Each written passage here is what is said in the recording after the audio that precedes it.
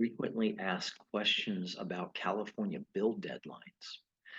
The first one is, can bills be voted upon after midnight on August 31st, so long as the clock is stopped in the second year of the session? Stopping the clock is the term used to describe the process of continuing legislative business after the passage of a deadline that's imposed by a legislative rule. However, there is no provision in the law to stop the clock, and the California Constitution, that is not a legislative rule, prohibits bills from being considered after August 31 in the second year of a session, except for several specified types of bills. Do the joint rules related to committee deadlines apply to all measures? Joint and concurrent resolutions are exempt from these deadlines pursuant to Joint Rule 6. Bills related to the budget under Subdivision E of Section 12 of Article 4 are exempt from these deadlines as well.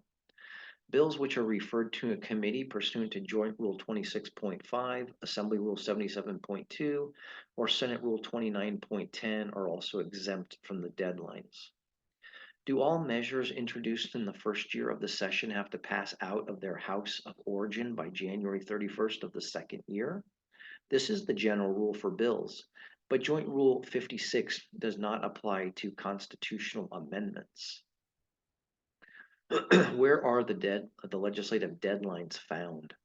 They're found in Joint Rule 61, which specifies that the deadlines set forth in this rule shall be observed by the Senate and the Assembly. After each deadline, the Secretary of the Senate and the Chief Clerk of the Assembly may not accept committee reports from their respective committees except as otherwise provided in this rule. Are there different deadlines for the 2 years of the legislative session? Yes, Joint Rule 61A provides the deadlines for the odd numbered or the first year of the legislative session, while Joint Rule 61B sets forth the deadlines for the even numbered or second year of the session.